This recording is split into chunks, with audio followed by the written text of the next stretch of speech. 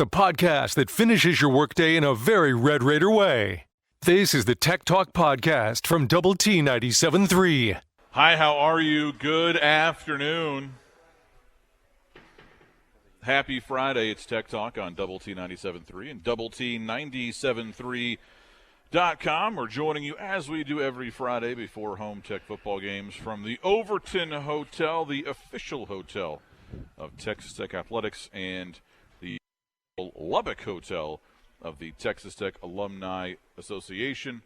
We're joining you here until 6 o'clock. We'd love to hear your thoughts and your comments on the Yates Flooring Center chat line at doublet97.3.com. You can also access that through the Double T 97.3 mobile app, presented by Happy State Bank. And Gus, 24 hours from now, Texas Tech will be playing against West Virginia. It is not a season-defining game by any stretch, but certainly one on which this season could kind of swing. Yep, feels like a swing game. It's if Houston was the swing game, and that's sort of by our own loose definition, however we decide to frame that, right? But yeah, if the first half swing game was Houston, I'd say this one's the second half. You look at the remaining 5 games one way if you win, and you look at them another way if you lose tomorrow. Oh, if you lose tomorrow, and there's always that level of overreaction. Oh, sure. Right? I mean, let's think back to 2011 when you beat Oklahoma in Norman. Yep. You know, after the initial jubilation kind of died down, you start looking ahead at the schedule and playing the schedule game. Okay, Iowa State could beat them, et cetera, and so forth. And then, lo and behold, you lose out. Yeah, sure. And miss out on a bowl game. So, you know, it's never as good as it seems, never as bad as it seems. But certainly if you lose that game tomorrow, you're looking ahead and going, okay, what games, if any, will Tech be favored in? Yeah. What's the pathway to 6 wins? Yeah. And that number might be pretty small. So, and conversely, if you win this game, and to be very clear, you're favored to win this game. Yeah. Right? Our friends in the desert say Texas Tech is favored to win this game. They should win this game. Then you're 4-3. You're even in the Big 12, 2-2. You have some, games coming up at home where you absolutely feel like you can win those games. Really, I would guess all of them at home. Yep. And you kind of move forward with some, optimism, confidence, et cetera. Well, that's I'm with you, and I don't. It's hard to see it any other way than that. I mean, these guys have had to compete just about every second of this season, with the exception of, later in the Murray State game, and that's fine. That's what they signed up for. I mean, and they would probably all tell you that. But I keep thinking, man, I don't even know if they'll know what to do if they get up 2 scores on somebody. What do we do, Coach? Yeah, if they look up in the fourth quarter and they were up 14 points, 17 points, but we've talked about some of the things that. I said this just early this week, thinking, man, this would be a great game to reel off about 175 yards rushing, and slow, methodical control. Yep. And be able to flex on 2 running backs, that fresh legs, and maybe one of them heats up, and the other one catches a couple passes, and just that things can go well, because it feels like this is one of the weaker defenses that's left on the schedule, maybe the weakest statistically at least. And so, it'd be great day to come out and play well and put it on them. I mean, the numbers would tell you that this is, if not Oklahoma, it's West Virginia in terms of the worst defense in the Big 12. In fact, I think in conference play, they're allowing touchdowns on 40% of their drives, which, you don't have to be a football genius to know that's bad. Yeah. Right? Capital B. So we'll have the game for you. Optimum Game Day Live coverage starts at 7 a.m. tomorrow morning here on Double T 97.3. Network pregame starts at 1. I believe Clint and I will be chatting from noon to 1 before tomorrow's ball game. And then, like I said, 24 hours from now, we'll have an early indication of how this game is going. And hopefully you're – and see, that's you kind of joked, like, hey, you know, are they going to know what to do if they're up by 2 scores? Because you haven't had that situation since Murray State.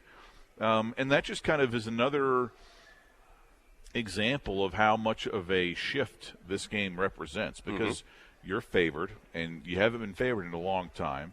You're not playing a ranked team. You haven't played a ranked team or a non-ranked team since week 1. You know, you're not playing a team that, you know, is kind of head and shoulders better than you on paper. That hasn't been the case since maybe the Houston game.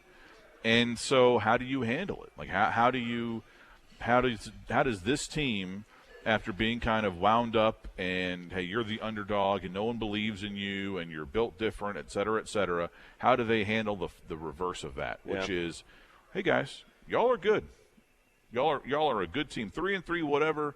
Y'all are a good football team. You are better than them. Go out there and show it. And I think, I mean, that shift just, you know, worries me a little bit. Yeah, and it's a very real thing. That you know, I wouldn't think that these guys have walked around anytime recently. You know, the famed fat little girlfriends telling them how great they are, or whatever Leach's saying was back then. I can't imagine they've heard that this week, because it's not like they're coming off of a win or whatever. But I would think that there's a different kind of edge. This, you know, this isn't us against the world for sure, and they haven't played a home game in what now? It'll be 4 weeks from tomorrow, right? 4 weeks ago tomorrow that they played a home game. The Texas game. 2 weeks, yeah. And so, you know, that's a little bit different mindset. But you know what? Hey, that the fact that they're playing at home, you know, that's going to be great weather. I mean, there's every reason for them to be excited to play. Hopefully they come out and get after it. Yeah, fingers crossed. Yeah, and this is, you know, we've contrasted West Virginia and Tech in that, you know, Tech's lost 3 of their last 4, and West Virginia has won 3 of their last 4. They both started opposite, though, 0-2 and 2-0. So, you know, here we are. We get this on the Yates Flooring Center chat line. Final guesses on starter at quarterback tomorrow. I would put my own money on Baron Morton. Sir. Yeah, me too. That was just the indication that we were given early this week from the coaches in terms of him getting more reps with the ones. And so unless something just, you know, unless there was some setback with the ankle or something, you know, just something kind of goofy, terrible week of practice or something, I would imagine Baron Morton will come out with the ones tomorrow. Last night on Red Raider Football with Joey McGuire, which you could hear right here on Double T 97.3, McGuire said that they're going to see if he's cleared on Saturday to be an emergency type of shuck. Okay. Right. Did I say? You just said, yeah. But he also said he'll be back full strength for Baylor. Okay. So that was sort of the assumption as we've gone along that you know, Coach McGuire was speaking with more certainty about the Baylor game than West Virginia for Mr. Shuck.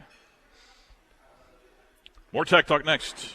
It's every Red Raiders' favorite podcast. This is the Tech Talk Podcast from Double T 97.3. Hey, it's the Juice on Double T 97.3, Double T973.com, and the Double T 97.3 mobile app, presented by Happy State Bank. The Juice brought to you by our friends at Specs Wine, Spirits, and Finer Foods. 2 convenient locations here in town, 4th Street and the West Loop, behind the Whataburger. Also Slide Road and 69th Street. And if you can't get out today, you can always go to specsonline.com as well. Time for some headlines. The Texas Rangers have a new manager. They've hired Bruce Bochy to lead the team, bringing the 3-time World Series champion out of a short retirement to take over a Rangers ball club that has had 6 consecutive losing seasons. 67-year-old has not managed since 2019. but he has 2,003 career victories, which is a lot.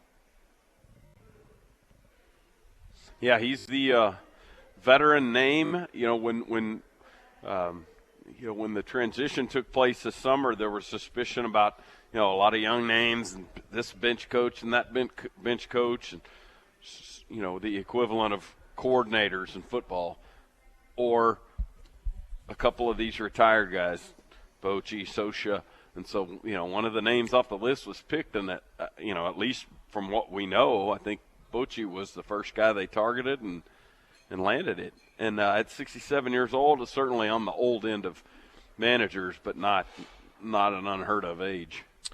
So we can kill the music. I'm curious, Gus. Like, if you're a Rangers fan, right? Yeah. And I think the default mode for most fans is glass half full for the most part. Now, if you're a battered, bruised, abused fan of a franchise like the Browns, right, or the Jets, or a team, a club like that, then you can kind of default to the glass is always half empty, and there's always another shoe that will drop. But I like to think that most folks walk around from a fan standpoint kind of glass half full. If you're glass half fulling this higher, you go, Rangers have lost more than they've won 6 consecutive years. It's been bad. Bochy doesn't need this, all right? His legacy is secure, right? I mean, more than 2,000 career victories, 3 World Series championships. I mean, he's not – there's no, missing checkbox, really, on his resume, on his legacy.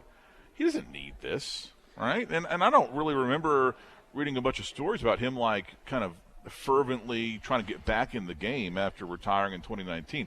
Could you view this through a lens of, he's bullish about what can be accomplished, with this club?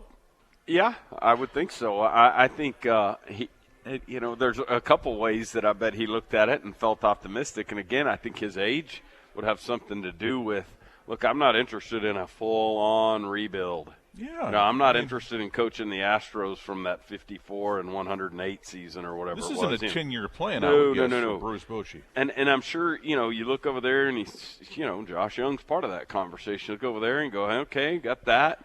Got 2 middle infielders they just spent a bunch of money on. Had a first baseman that had a, hopefully it's not a career year, but, what Lowe did over there was legit. Second, had one of the best players in the league in the second half. And, they're not far away. This isn't where they were 3 years ago. Now they need some pitching. Don't get me wrong. I'm not saying they're ready to compete and win now, but I'm sure the 2 things that Bochy looked at were Chris Young and just the direct, at the top, right? I mean, that's first, because if there's no alignment there, that's not going to be something he's interested in.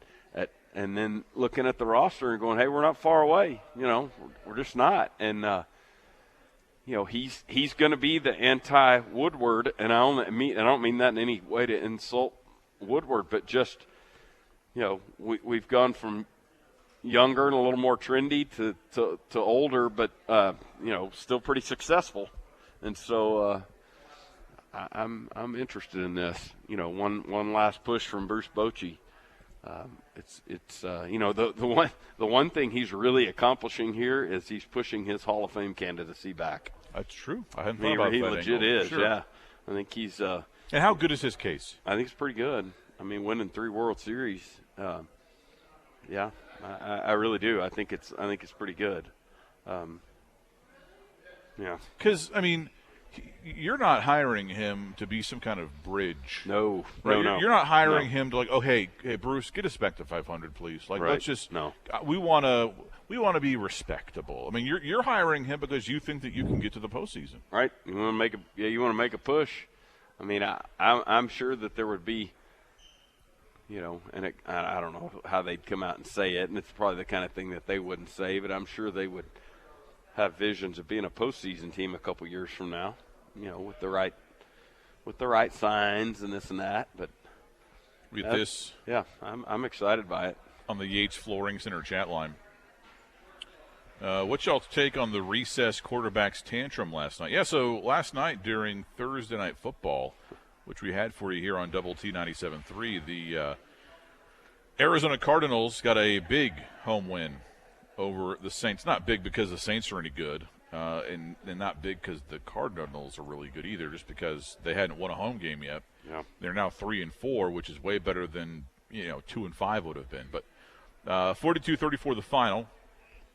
And in the first half, Cardinals quarterback Kyler Murray and head coach Cliff Kingsbury engaged in a bit of a back and forth, kind of barking at each other during a timeout.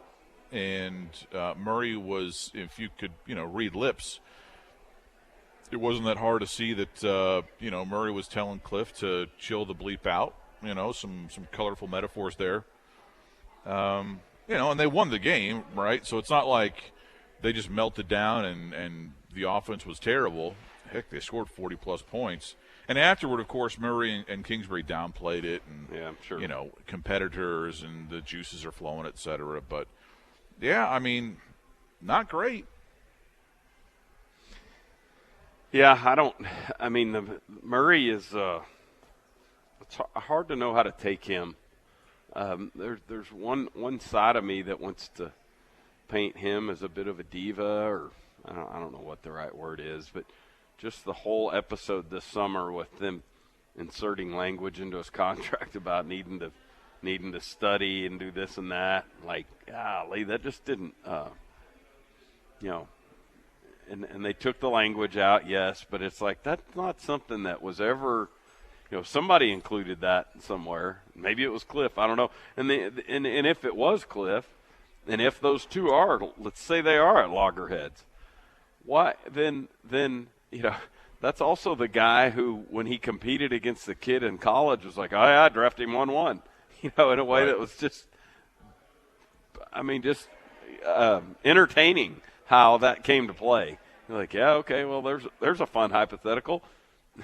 And little did you know that was going to be the guy who would be making that decision 4 months later. The worrisome thing from a Texas Tech fan perspective, if you're kind of viewing this through the angle of, hey, you're pulling for Cliff because he's, a Texas Tech guy, an alum, and a legend at quarterback and a former head coach. Not quite as legendary as a head coach. The worrisome thing is it's a lot easier to fire a coach than it is to fire a player, especially a franchise-type quarterback, or at least someone who has been viewed as that in the past and recently got a new deal. So that's, that's immediately kind of what I began to think of. Yeah, I totally get you there, especially once they sunk the whatever it was, $30-40 million a year in there. But man, I don't know who else he would get that's more tailored to what he does well. My thought was that they've drafted defense over the last couple of years early, and my thought was that I'm sure part of it was A, that they've got enough talent assembled, and they've got Kyler Murray. And B, Cliff's pretty innovative and stuff, so, we feel like maybe he could do a little more with a little less. Right. And so they've drafted defense, and now it's the offense. It's sort of hadn't been great lately. More Tech Talk next. The podcast put together with Red Raider fans in mind. This is the Tech Talk Podcast from Double T 97.3. Hello there. It's Tech Talk on Double T 97.3, Double T 97.3.com, and the Double T 97.3 mobile app presented by Happy State Bank. Alongside my good friend, Dr. Mike Gustafson, I'm Aaron Dickens. We're joining you today from the Overton Hotel and Conference Center, where tomorrow you can join us for Lubbock's biggest game day celebration. Wreck-'em Alley. It's free to the public. Features live music, patio games, a cash bar, all of your favorite game day foods, and more. The pregame festivities begin 3 hours before kickoff. Kickoff tomorrow is 2 o'clock. You do the math. And the fun continues after the game. Limited parking available. Pretty easy little hop over here. grab a post-game cocktail, do a little hangout. Right. Hopefully celebrate a win. Yeah, heck yeah. Just to block off of the stadium. Easy peasy. Love to get your thoughts and comments on the Yates Flooring Center chat line at doublet973.com. You can also weigh in through the Double T 97.3 mobile app presented by Happy State Bank. You know, Gus, I'm often wrong on this program. It's a very kind of routine occurrence. Yeah. But, you know, so sometimes it takes a bit for, you know, it to turn out incorrect for me. But last night was not the case for that, as I was sitting here kind of pumping up Georgia Tech as potentially a bowl team. Right. Because they'd won 2 in a row under interim head coach Brent Key. They were playing a Virginia team that is terrible. I think it had lost, 7 consecutive games to Power 5 opponents. And, the Yellow Jackets lose 16-9 there in Atlanta. So I think you could probably safely, bury Brent Key's candidacy for that head coaching job if it ever existed. And then also probably bury Georgia Tech's bowl chances. Yeah, I would think I would think you're right about that, especially on the front end. He was going to need to make a legit push for that.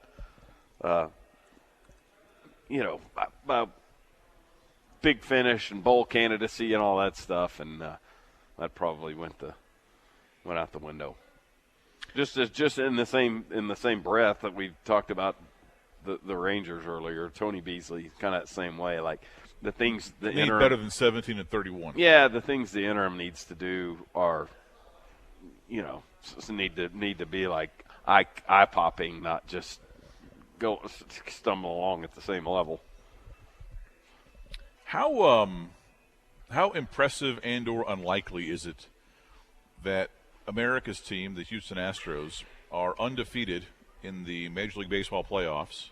They swept the Mariners. Yeah. And they're up 2-0 on the Yankees. And despite that, Jose Altuve has been on base twice. Yeah. He has yet to register a postseason hit. Legit slump right now. And, the more winning they do without him hitting, and the longer this thing plays out, the more likely it is that he comes back. Because it's hard to imagine him just disappearing for very long. But right, that's a proven hitter there, and he, where they are, they're in control of that situation now. The really interesting part of the 2 games this weekend. Because they're obviously in New York for the next 3, but and they'll get Cole, and they'll get 1 and 2 tomorrow, and tomorrow and Sunday from the Yankees, who are essentially pitching it backwards just because of their they went 5. Because that thing extended so long, and they rolled right from Cleveland down to Houston, and so what the Astros did was really hold serve and take care of business in a way that, yes, the pitching matchup for these next couple ball games more or less favors the Yankees with the Cole and Cortez going, but the Astros have a pretty clean path to something's really going to have to change in that series for the Astros. I mean, if they can go get 1 game up there, go get 1 of the 3 up there in New York, they're coming back to Houston, with 2 games in the hand. They have 5 postseason victories so far this year, right? 5-0. They have 5 postseason wins. They have 4 hits in the playoffs with runners in scoring position. God. They're 4 of 32. Amazing. And that's one of those things that doesn't continue either. I hope so. It's one of those streaks that you go, that's just not. It's not going to carry out that way. They're going to get more hits, so keep pitching it well, and the rest of that stuff can fall into place because they're too good to continue along at a 125 hitting with the guys on base.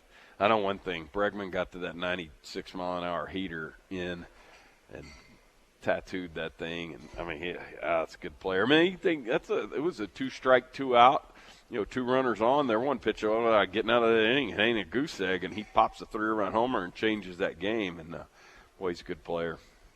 Well, and speaking of Bregman, this kind of goes to the luck factor that we talk about. That's kind of hard to quantify. But I don't recall the inning. But, a Yankees player hits kind of a screamer to Bregman. It goes off of his glove, but it goes right to Jeremy Pena. He throws out the runner. And I think they got out of that inning as a result. That's just pure luck. There's no skill there. That's right. I mean, it was a nice play by Pena, to be sure, but that could have careened anywhere. Sure. Well, and the other way to look at that, the Astros gave him the 2 runs. That was a little – I think it was Judge hit a roller through the left side for a little single, and the next guy up, Stanton, chops a 1-hopper back to Framber on the mound, and he dumps it and then rushes the throw to first base and throws it away. I think it went down as 2 errors. I'm not sure. But so instead of a double play and not be out of the inning, but double play, 2 outs, nobody on, it's second and third and no outs, and that was where the Yankees got their 2 runs in that inning. But, I mean, there was not much punch there.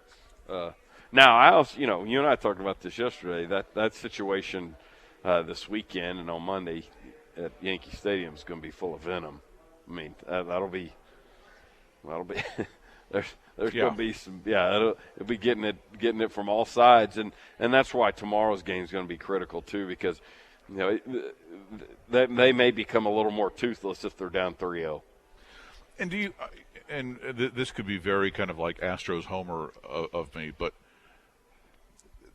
the Astros have kind of been dealing with a lot of that for 2 years. Oh, yeah. Not at the level that they'll receive over the weekend. I'm not saying that they went to Miami in April and it was totally the same thing. No, that Marlins crowd? Obviously not. Yeah. But they get a little bit extra. They get a little bit more than other teams do. Sure. From opposing even, fan bases. Yeah, and the first year back for them when all that broke was the COVID year when there weren't any fans, and so it felt like, man, they're still getting it. They're still getting it full barrel from something that happened a few years earlier, and the answer and the truth was, yes, there were. But that sort of played out, and the other guy that was really good at dealing, it felt like helping them deal with all that is Dusty Baker, and that's. I would say this about the Rangers hiring Bochy: they want from Bochy what Baker's given the Astros. Now, a little bit different point in time for the respective programs, but the old respected guy that smooths out the edges and that would be pretty good hire if it goes that way for Bochy. Game 3 of the NLCS is tonight in Philadelphia. That series tied 1 game apiece, Padres and the Phillies. Yeah, that one's got a little more drama to it than the ALCS at this point. I mean, the Yankees are going to have to go get a couple games to make that series feel a little more competitive. And they haven't been blown out yet, but they're the Astros are just in control of it. But this Phillies-Padres thing feels like it's hopefully it is set to go the distance. That'd be great. Joe Musgrove getting the nod for San Diego tonight. First pitch from Citizens Bank Park, 6:37 p.m. Central Time. Musgrove with the shiny ears. I don't know that my ears have ever been that shiny. I know. I agree. And that was a bizarre scene, and boy, it fired him up as you would expect. And he channeled it in the right direction and punched out the next guy and was barking into their dugout. I mean, it had all the trappings of some good theater there. But yeah, I'm with you. I don't even know what you could do to get your ears, just because it's not like your ears just break out in sweat. Right, mine don't. You got to believe this time of year it's not. It's probably sweltering. Hard. Yeah, in New York City, I wouldn't think it's sweat pouring off of you. More Tech Talk next. The podcast that finishes your workday in a very Red Raider way. This is the Tech Talk Podcast from Double T 97.3. Hello there. It's Tech Talk. Happy Friday. Thank you for spending part of your afternoon with us alongside Gus. I'm Aaron. We're joining you from the Overton Hotel and Conference Center, 2322 Mac Davis Lane, where you could come out tomorrow for Rick O'Malley featuring live music, patio games, cash bars, and all of your favorite game day foods and much more. It's a pregame party. Starts 3 hours before kickoff. Kickoff tomorrow is at 2 o'clock, Texas Tech and West Virginia. And the fun continues after the game, hopefully a celebration. But you can also, in the event of a setback, a loss, you can come drown your sorrows here as well. So come on out to the Overton, Reckham Alley tomorrow, starting at 11 a.m. Central Time. We'd love to get your thoughts and your comments on the Yates Flooring Center chat line at doublet973.com. This person has this question. What is the good, the bad, and the ugly with Texas and Oklahoma staying until 2025? I am curious if they would regret leaving the conference if this 2-year experiment goes well. I mean, there have been wild rumors out there, Gus, and I don't really put any stock in them at all. But there have been folks that have wondered, hey, would there ever be a scenario in these next couple of years where Texas and Oklahoma say, hey, never mind. Like, on second thought, we want to stay. I don't think that's going to happen, period. I don't know. I can't imagine why it would.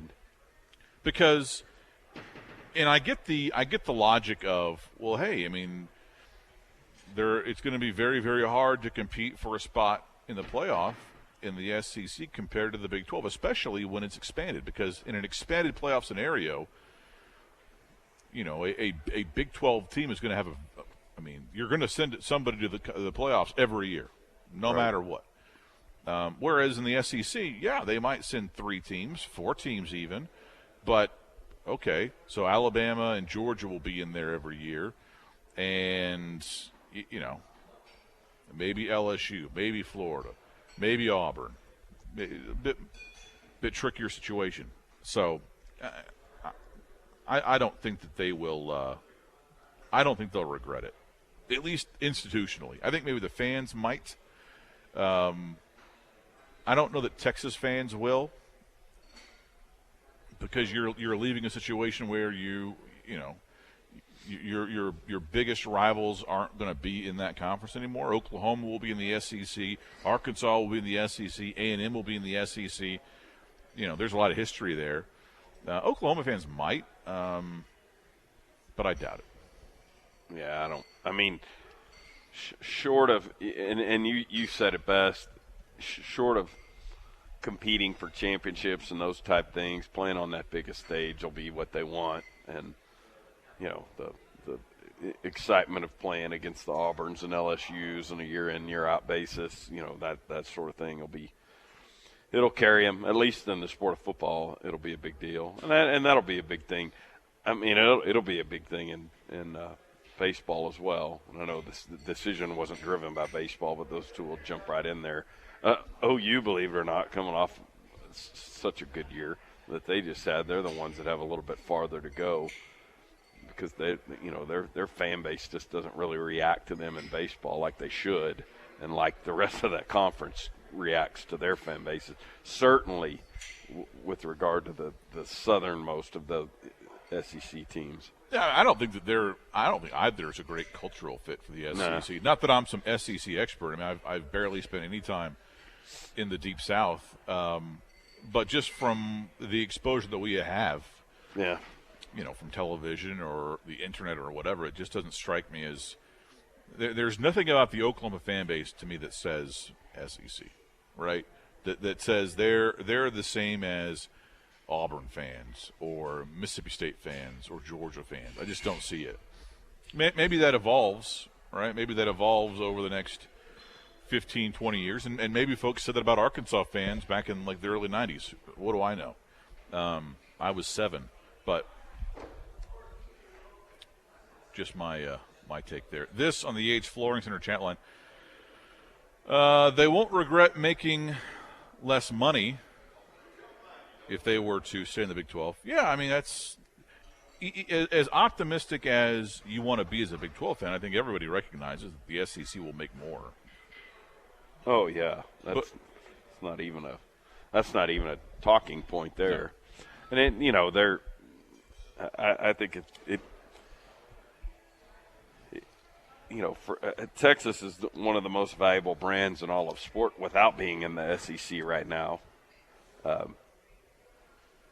like you said, there's a lot of logic to them going and sizing back up with some of those rivals. I mean, the idea of them butting heads again butting heads with Arkansas, Oklahoma, and A&M every year. I mean, and again, we don't know exactly how it's going to work, but that would be a pretty logical little quad. Sure. Well, it's for as much as we have lamented over the last decade how realignment has killed a lot of historic rivalries, this is the opposite for the Longhorns. Yeah, this was now it killed it for a while, but now it's bringing it back. Tech fans are on the wrong end of that with respect to the Longhorns, especially if they kind of back off of their apparent commitment to play Texas Tech non-conference in football. But overall, it's a win for them from a rivalry standpoint. It's impossible to really argue that. But what's interesting about the move, though, is, and this probably goes more for Texas than Oklahoma, for as long as it has existed, really, as long as it has been playing football at a high level in a major conference, the University of Texas has lorded over its conference peers in terms of resources. Oh, yeah. No, that's right. It's a great point. More money than any. It's like the United States military compared to everybody else. Yeah. Like ours is twice as big as like the next three combined, or whatever that stat is. We've all heard it. That really won't be the case in the SEC. They might have a marginal advantage, but it will not be nearly as mountainous as it has been in the Big 12 or in the Southwest Conference. And so it's not like Texas has been kind of running this show on the field in football with as big of an advantage as it has. So how will they do when that advantage is shrunk? That's their problem. We won't really be focusing much on that, I suspect. But that part interests me. Yeah, it's a great point. That's a good observation. I mean, there'll still be. I mean, that's the thing. This isn't this realignment to the Big Ten and SEC and them being the big boys. One of the hard things to swallow is, and I'm sure this is the case for some of those ACC teams, and really just any of us, but some of the ACC teams that are looking over there at Maryland going, really? They're about to be getting $30, $40 million more than we are? Really? And everybody looking over at Rutgers going, really? But that's, that's sort of the fact of it. Just winning the lottery? Yeah. Because it's one thing to look at Tom Brady and go, okay, well, he's a gazillionaire, and he's incredibly good looking, but he's really good at football, right? So sure. Whereas if it's just, Steve down the street who won the Powerball, it's like, how lucky is that? How does Steve deserve that? And I don't get it. You know what I'm saying? Yeah, and Rutgers is Steve. Yeah, that's exactly it. And and Rutgers, the fact that they're going to be so well resourced and so much better resourced than most of the rest of us is a hard pill to swallow. And that's why this isn't about the top 30 programs in the country. It's still some conferences with some bottom end teams in there, no doubt. More Tech Talk next. It's every Red Raiders' favorite podcast. This is the Tech Talk Podcast from Double T 97.3.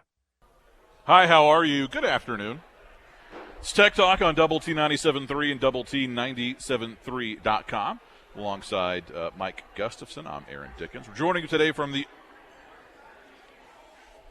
Exactly. Yes, well done. Nice. Well done.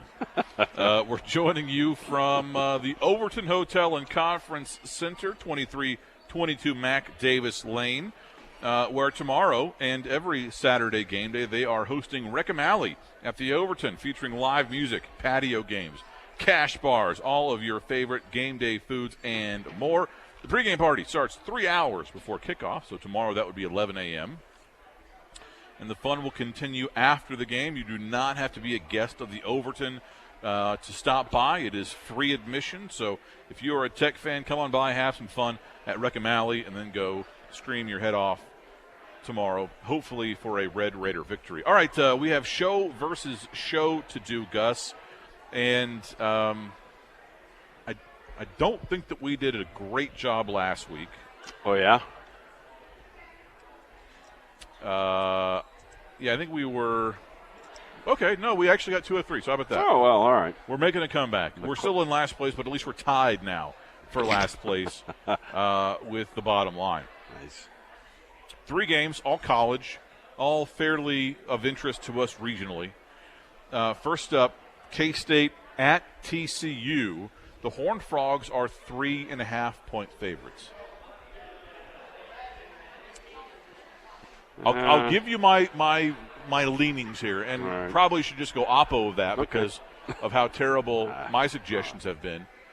I don't think TCU has played a defense as good as K-State this year. And that makes me wonder if they will have as much success. But it is in Fort Worth. I mean, and that massive home field advantage, what are you talking about? Come on. That's true. Well, 12th man really coming through for the Horned Frogs. I would say it this way. It's not in Manhattan. True. You may be right about that. I don't know. I think this is where the rubber meets the road for the Horned Frogs. Is that what you're saying?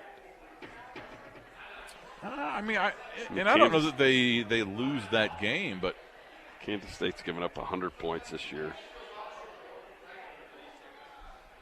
Just 100 now, points. Granted, they put up 10 points on Tulane in Manhattan, so we know that the Wildcats are susceptible to some stinkers, and they only scored 10 against Iowa State. Granted, they won that game. I feel optimistic about K-State here. I don't know why. All right. Well, I mean, do you? Do it. That's good. Get it. All right. I'm not gonna. Dude, we're in last place. Hey, tied for last. I was wanting to flip a coin, so I told you I wanted to do the control group. You wisely stepped in and said, no, we have 3 hours to fill every day, so don't be flipping coins here. Unless it's like 100 flips per game.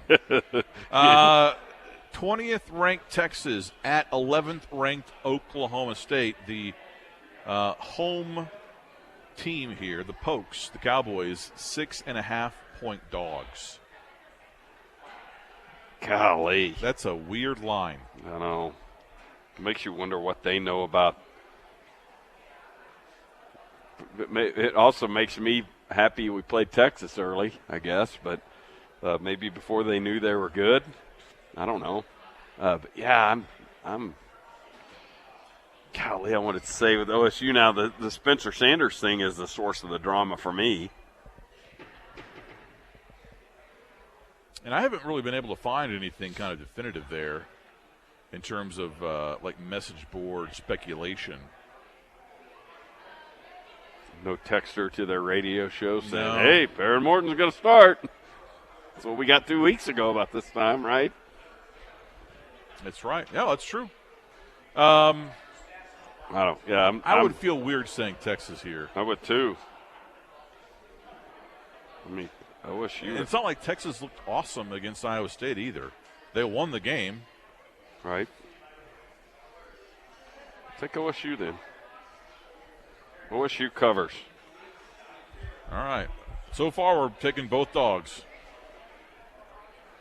And then A&M at South Carolina. Man, what is it? A&M a 3-point favorite? Aggies are 3-point favorites. Yes, good memory. Golly. Do you trust the Aggies? But I know, but that's offset by my complete indifference to the Gamecocks. That's true. Aggies have lost back-to-back games. They were off last week. Gamecocks, of course, led by Spencer Rattler, right? I think Rattler's under center for them, isn't he? Yes. Yeah. I really don't know. I don't have no strong feelings about that. Let's just, you know what? I say go all dog here. Okay. All right. You know? There you go. We got that dog in us. I like it. You know? There we go. All right. Even though McGuire is sitting right next to us and heard our picks, I want to email them to him right now.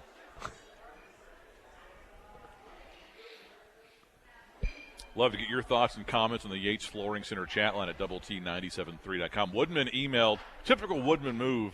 He replied to all. He took K-State, Oklahoma State, and he went A&M. Oh, so we almost went all dog there. Well, the best we can do is pick up a game on him. So we're really big Gamecocks fans this weekend. All right. Not really sure how I feel about Shane Beamer. Our friend El Jefe says this: EMAW this weekend. Yeah. I mean, I don't know. I mean, you've played both of these teams, right? So there's really no kind of future angle here in terms of you want this team to be beaten down or dispirited, whatever. You lose to K-State, you beat Texas. I think you kind of want that Texas win to look better, right? Yeah. I get I get where El Jefe is coming from, right? You just want Longhorn tears all the time. Sure. And I can appreciate that. And I'm not going to be brokenhearted if they lose. I'll be, schadenfreuding it up just as much as anybody else on orangebloods.com or whatever. But yeah, I think I might be rooting for the Longhorns here, as weird as it is to say. And then as far as K-State and playing Oklahoma State, yeah, I'd probably look in K-State here. K-State and TCU. Yeah. Yeah. Yeah, I know. I mean, TCU's the next road trip. And that's 2 weeks from now, and I don't know. I don't know what to think about them. They've obviously done some impressive things here. I don't know if they're an undefeated team that's going to run the table. I'd be surprised at that, but Sonny's got them playing well. I'm certainly happy for him in that regard. But I mean, it just feels like it feels like, I just can't believe they're that good. And do I want them undefeated when we roll down there and let us be the team that brings our cacti in there and ends their dream, or do we want them to lose a couple games and get the air out of their wind out of their sails? I don't know how to think about that. I think you'd rather be the overlooked team. Yeah.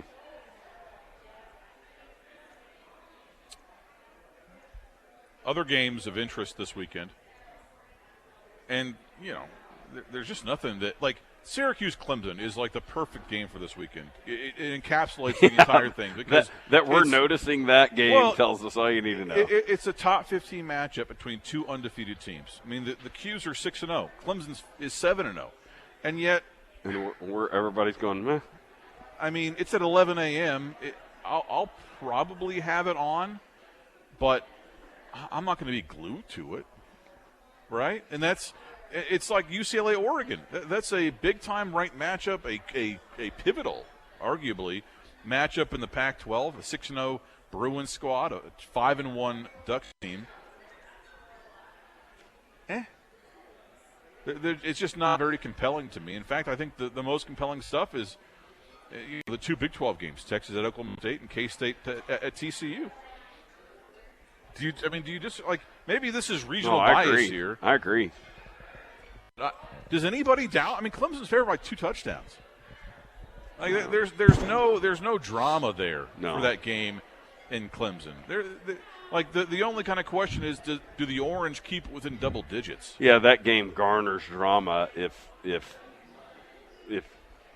a one-score game late. Then right. Like, whoa, that Syracuse operation is for real. But it's just some of the things we've talked about out of that conference this year. You just kind of go, wow, I don't know, not sure what I think about that league. More Tech Talk next. The podcast put together with Red Raider fans in mind. This is the Tech Talk Podcast from Double T 97.3. Hi there, it's Tech Talk on Double T 97.3 and Double T 97.3.com with Dr. Mike Gustafson. I'm Aaron Dickens. We're joining you today until 6 o'clock. We'd love to get your thoughts and comments on the Yates Flooring Center chat line at Double T 97.3.com or through the Double T 97.3 mobile app presented by Happy State Bank. We're joining you today from the Overton Hotel and Conference Center, 2322 Mac Davis Lane, the official hotel of Texas Tech Athletics, and the official Lubbock Hotel of the Texas Tech Alumni Association. This on the chat line.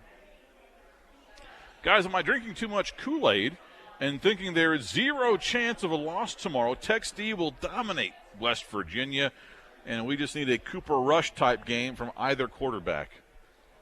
I wish that I had your optimism, and certainly I would love that result. Well, I would too. I would think that that it would be the other direction.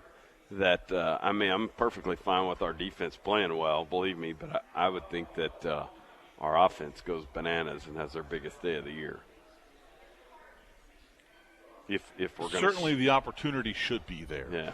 Right? Based on everything that we think that we know, right? Everything that we have seen up to this point in the season, the Mountaineers' defense is objectively bad. It has been objectively, terrible this season. They're giving up touchdowns, I think, on like 40% of their defensive drives in conference play, which is it's a big number. It's like Texas Tech 2016 bad.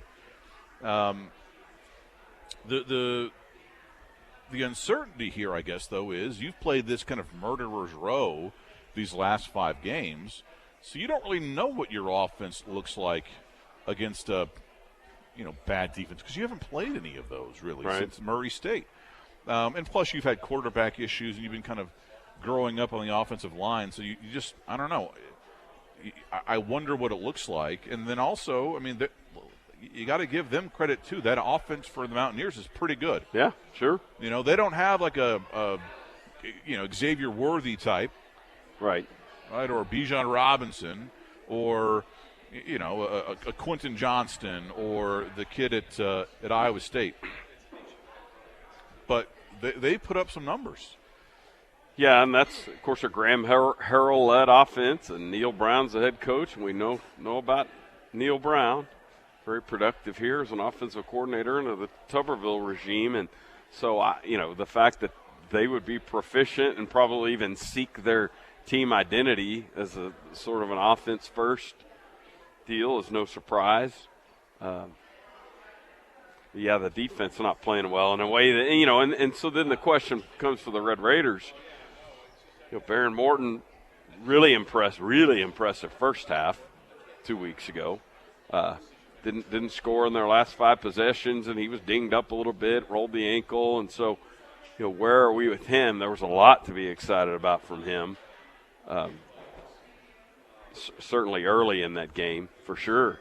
And, it's really intriguing. It's just really intriguing what he brings to the table and all the things that we've heard about him over the last couple of years, going all the way back to him being the highest-rated signee quarterback we've ever had, right?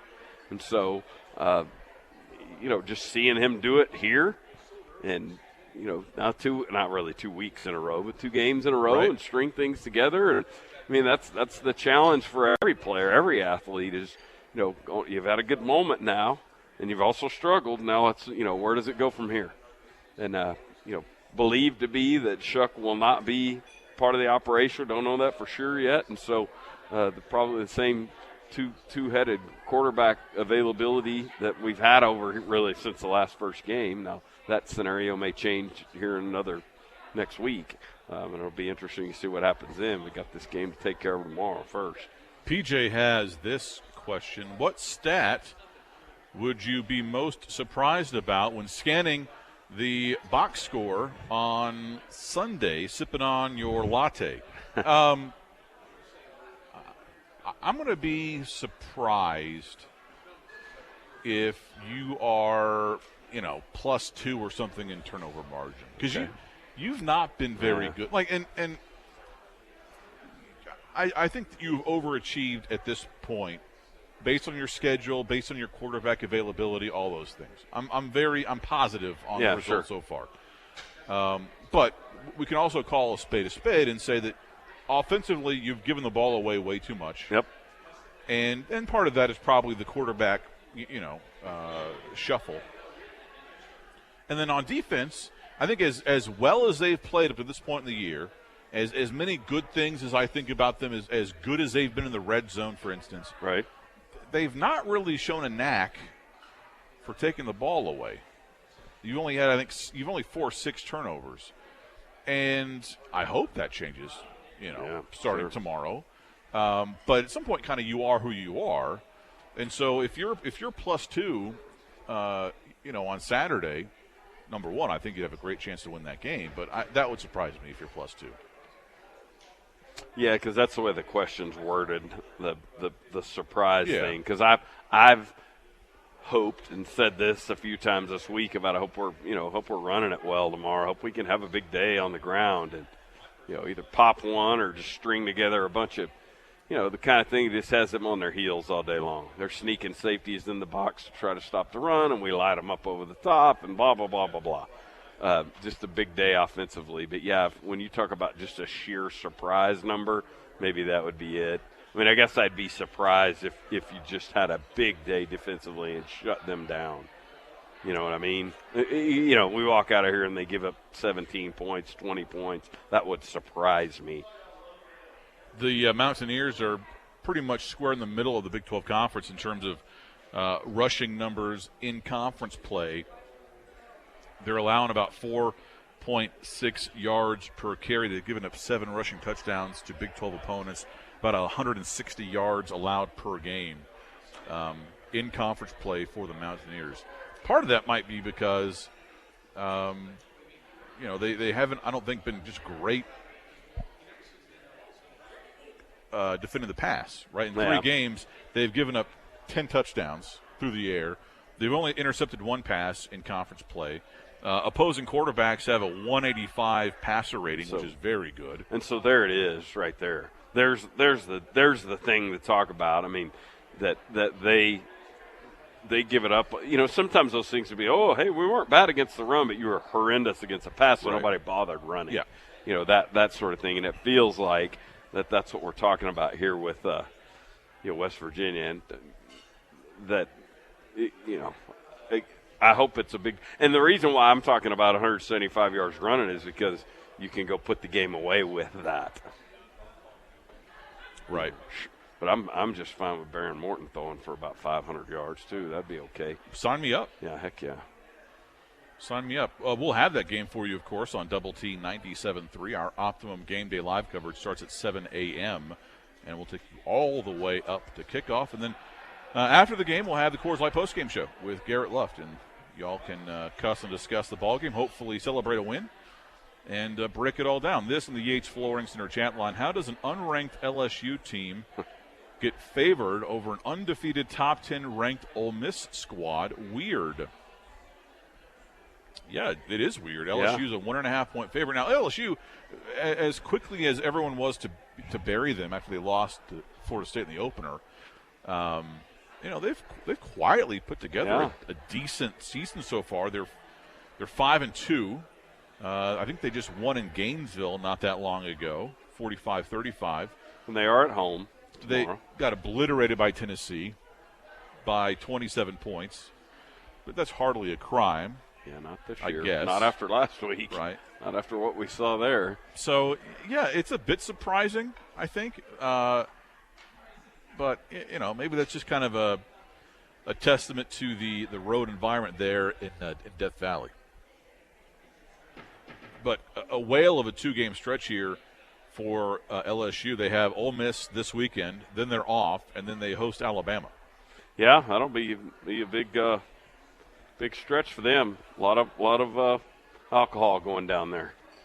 That's it for us. Optimum Game Day Live starting tomorrow morning, 7 a.m. here on Double T 97.3. You've been listening to the Tech Talk Podcast from Double T 97.3. Check out Double T973.com for more from Lubbock Sports Station.